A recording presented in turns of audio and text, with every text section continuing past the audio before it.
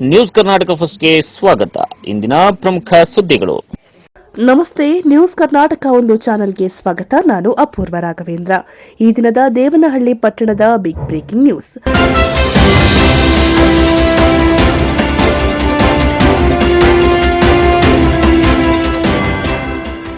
ಅಂಬೇಡ್ಕರ್ ವಿರುದ್ಧ ಕೇಂದ್ರ ಗೃಹ ಸಚಿವರು ನೀಡಿರುವ ಅಗೌರವದ ಹೇಳಿಕೆಯ ಬಗ್ಗೆ ಸುದ್ದಿಗೋಷ್ಠಿ ನಡೆದ ಸುದ್ದಿ ನಿಮ್ಮ ನ್ಯೂಸ್ ಕರ್ನಾಟಕ ಒಂದರಲ್ಲಿ ವೀಕ್ಷಿಸಿ. ಮಾನಸಿಕ ಅಸ್ವಸ್ಥರಂತೆ ಕೇಂದ್ರ ಗೃಹ ಸಚಿವ ಅಮಿತ್ ಶಾ ನಿಂದನೆಯ ವಿರುದ್ಧ ಬಹುಜನ ಸಮಾಜ ಪಾರ್ಟಿಯ ವತಿಯಿಂದ ರಾಜೀನಾಮೆಗೆ ಒತ್ತಾಯ. ಬಿಎಸ್ಪಿ ರಾಜ್ಯ ಕಾರ್ಯದರ್ಶಿ ಎಚ್ ನರಸಿಂಹಯ್ಯ ಮಾತನಾಡುತ್ತಾ, ರಾಜ್ಯಸಭೆಯಲ್ಲಿ ಸಂವಿಧಾನದ ಬಗ್ಗೆ ಚರ್ಚೆ ಮಾಡುವ ಸಂದರ್ಭದಲ್ಲಿ ಡಾ ಬಿಆರ್ ಅಂಬೇಡ್ಕರ್ ಅವರ ಕುರಿತು ಅಮಿತ್ ಶಾ ನೀಡಿರುವಂತಹ ಆಪೇಕ್ಷಾರ್ಹ ಹೇಳಿಕೆ ಭಾರಿ ಗದ್ದಲಕ್ಕೆ ಕಾರಣವಾಗಿದೆ. ಇತ್ತೀಚೆಗೆ ಅಂಬೇಡ್ಕರ್ ಜಪ ಫ್ಯಾಷನ್ ಆಗಿದ್ದು, ಇದರ ಬದಲು ದೇವರ ಜಪವನ್ನ ಮಾಡಿದ್ರೆ ಸ್ವರ್ಗದಲ್ಲಿ ಸ್ಥಾನ ಸಿಗುತ್ತಿತ್ತು ಎಂದು ಅಮಿತ್ ಶಾ ಹೇಳಿರುವುದು ಭಾರಿ ಆಕ್ರೋಶಕ್ಕೆ ಕಾರಣವಾಗಿದ್ದು, ನಮ್ಮ ಪಕ್ಷದಿಂದ ಇಲ್ಲಿನ ಬೆಂಗಳೂರು ಗ್ರಾಮಾಂತರ ಜಿಲ್ಲಾಡಳಿತ ಭವನದಲ್ಲಿ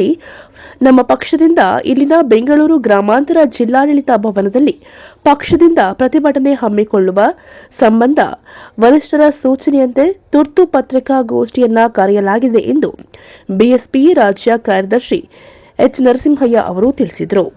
ಅವರು ಬೆಂಗಳೂರು ಗ್ರಾಮಾಂತರ ಜಿಲ್ಲೆ ದೇವನಹಳ್ಳಿ ಪಟ್ಟಣದ ಪ್ರವಾಸಿ ಮಂದಿರದಲ್ಲಿ ಬಹುಜನ ಸಮಾಜ ಪಾರ್ಟಿ ವತಿಯಿಂದ ಡಾ ಬಿಆರ್ ಅಂಬೇಡ್ಕರ್ ಅವರ ಕುರಿತು ಅಮಿತ್ ಶಾ ನೀಡಿರುವ ಆಕ್ಷೇಪಾರ್ಹ ಹೇಳಿಕೆಯ ವಿರುದ್ಧ ಸುದ್ದಿಗೋಷ್ಠಿಯಲ್ಲಿ ಮಾತನಾಡಿದರು.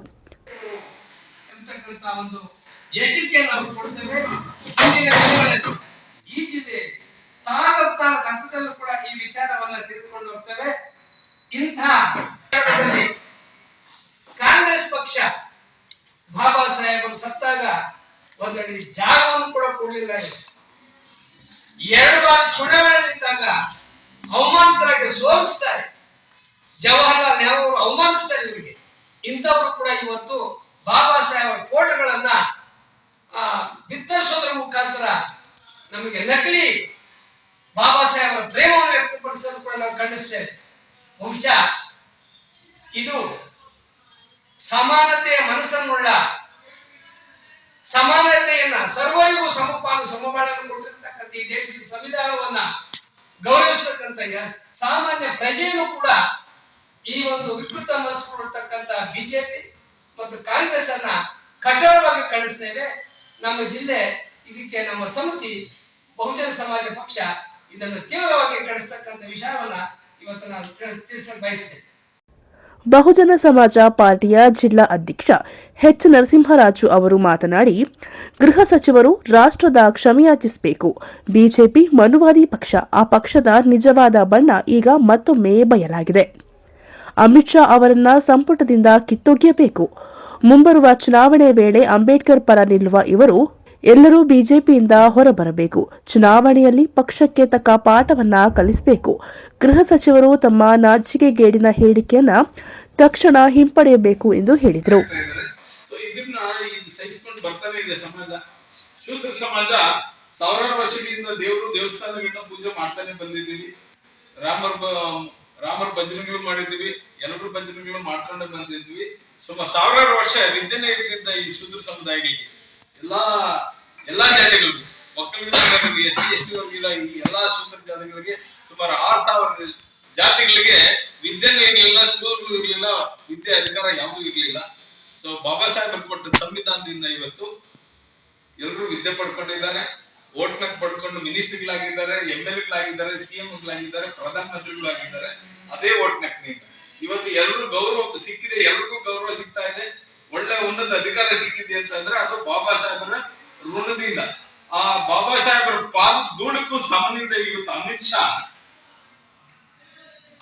ಪಡೆದಿರೋ ಡಿಗ್ರಿಗಳೇನಿದೆ ಇವತ್ತು ದೇಶ ಅಲ್ಲ ವಿದೇಶದಲ್ಲಿ ಇವತ್ತು ಬಾಬಾ ಸಾಹೇಬರನ್ನ ಕೊಂಡಾಡ್ತಾ ಇದ್ದಾರೆ, ಭಜನೆ ಮಾಡ್ತಾ ಇದ್ದಾರೆ. ಇನ್ನು ಜನರನ್ನ ಯಾಮಾರಿಸೋದಕ್ಕೆ ರಾಮ ಮಂದಿರನ್ನ ಮುಂದಕ್ಕೆ ಇಟ್ಕೊಂಡು ಜನರನ್ನ ಯಾಮಾರಿಸೋದಕ್ಕೆ ಇನ್ನು ರಾಮರ ಭಜನೆ ಮಾಡಿಸೋದ್ರಲ್ಲೇ ಇದ್ದಾರೆ ಇವರು. ಸುಮಾರು 2 ಸಲ ರಾಮರ ಎದುರು ಹೇಳ್ಕೊಂಡು ಜನರ ಹತ್ರ ಇದ್ರ ದುಡ್ಡನ್ನ ಮತ್ತೆ ಇಟ್ಕೆಗಳನ್ನ ಹಣನ ಎಲ್ಲ ಲೂಟಿ ಮಾಡ್ಕೊಂಡು ಹೋಗಿ ಇವತ್ತು ಪಕ್ಷನ ಸಂಘಟನೆ ಮಾಡ್ಕೊಂಡು ಇವತ್ತು ಬಾಬಾ ಸಾಹೇಬ್ ಕೊಟ್ಟ ಓಟ್ನಕ್ಕಿನಿಂದ ಅಧಿಕಾರ ಹಿಡಿದು ಇವತ್ತು ಅಧಿಕಾರ ಮತದಿಂದ ಇವತ್ತು ಬಾಬಾ ಸಾಹೇಬ್ರನ್ನ ಬಾಬಾ ಸಾಹೇಬ್ ಅಂಬೇಡ್ಕರ್ ಬಗ್ಗೆ ಹೀನಾಯವಾಗಿ ಇವತ್ತು ಮಾತಾಡಂತ ಪರಿಸ್ಥಿತಿ ಇವತ್ತು ನೋಡ್ತಾ ಇದ್ದೀವಿ. ಶೂದ್ರ ಸಮುದಾಯಗಳನ್ನ ಕೆಣಕಿ ಅಂಬೇಡ್ಕರ್ ಅವರನ್ನ ಮತ್ತೆ ಸಂವಿಧಾನದ ವಿಚಾರದಲ್ಲಿ ಪ್ರಚೋದನೆ ಮಾಡ್ತಾ ಇದ್ದಾರೆ ಶೂದ್ರ ಸಮುದಾಯಗಳನ್ನ. ಇವತ್ತು ಬಾಬಾ ಸಾಹೇಬ್ ಅಂಬೇಡ್ಕರ್ ಈ ದೇಶದ ಬರೀ ನಾಯಕ ಅಲ್ಲ, ಎಲ್ಲ ಒಳ್ಳೆ ಬಟ್ಟೆ, ಉನ್ನತ ಅಧಿಕಾರ, ಓಟ್ನಕ್ಕೂ ಇವತ್ತು ರಾಜರು ಮಾಡಿರೋದು ಈ ದೇಶಕ್ಕೆ ಯಾರು ಅಂತಂದ್ರೆ ಬಾಬಾ ಸಾಹೇಬ್ ಅಂಬೇಡ್ಕರ್. ಎಲ್ಲಾ ಶೂದ್ರ ಸಮುದಾಯಗಳು ಯಾವ ದೇವರುಗಳು ಮಾಡಕ್ ಸಾಧ್ಯ ಆಗಿರ್ಲಿಲ್ಲ. 6000 ವರ್ಷಗಳಿಂದ ವಿದ್ಯೆನೂ ಇರ್ಲಿಲ್ಲ, ಸ್ಕೂಲು ಇರ್ಲಿಲ್ಲ, ಏನು ಕೊಟ್ಟಿರ್ಲಿಲ್ಲ. ಬಾಬಾ ಸಾಹೇಬ್ ಅಂಬೇಡ್ಕರ್ ಸಂವಿಧಾನ ಇವತ್ತು ಎಲ್ರಿಗೂ ಏನ್ ಬೇಕೋ ಎಲ್ಲ ಸಿಕ್ಕಿದೆ.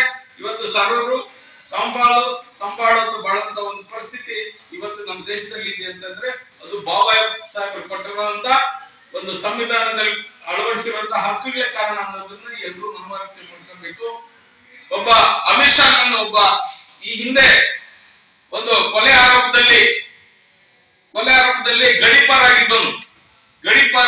ಗಡಿಪಾರಾಗಿ ಯಾವುದೋ ರೀತಿಯಲ್ಲಿ ಮತ್ತೆ ಇವತ್ತು ಈ ನಮ್ಮ ಜನರನ್ನ ಏನು ಮಿಸ್ಗೈಡ್ ಮಾಡಿ ಎಲ್ಲ ದೇವರು ದಿನಗಳ ಹೆಸರುಗಳಲ್ಲಿ ಅಧಿಕಾರ.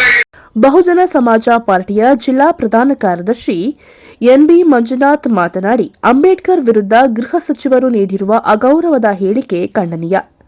ಸಂವಿಧಾನ ಮತ್ತು ಸಾಮಾಜಿಕ ನ್ಯಾಯವನ್ನ ಎತ್ತಿ ಹಿಡಿಯುವ ಕೆಲಸ ತುರ್ತಾಗಿ ಆಗಬೇಕಾಗಿದೆ. ನ್ಯಾಯ ನಡೆಯುವ ಹೋರಾಟಕ್ಕೆ ಬೆಂಗಳೂರು ಗ್ರಾಮಾಂತರ ಜಿಲ್ಲಾಡಳಿತ ಕಚೇರಿಯಲ್ಲಿ ಪಕ್ಷದಿಂದ ಹೆಚ್ಚಿನ ಸಂಖ್ಯೆಯಲ್ಲಿ ಕಾರ್ಯಕರ್ತರು ಪಾಲ್ಗೊಳ್ಳುವ ಮೂಲಕ ಅಮಿತ್ ಶಾ ವಿರುದ್ಧ ಜಿಲ್ಲಾಧಿಕಾರಿಗಳ ಮೂಲಕ ರಾಷ್ಟ್ರಪತಿಗಳಿಗೆ ಮನವಿ ಪತ್ರವನ್ನು ಸಲ್ಲಿಸುತ್ತಿದ್ದೇವೆ ಎಂದು ತಿಳಿಸಿದರು.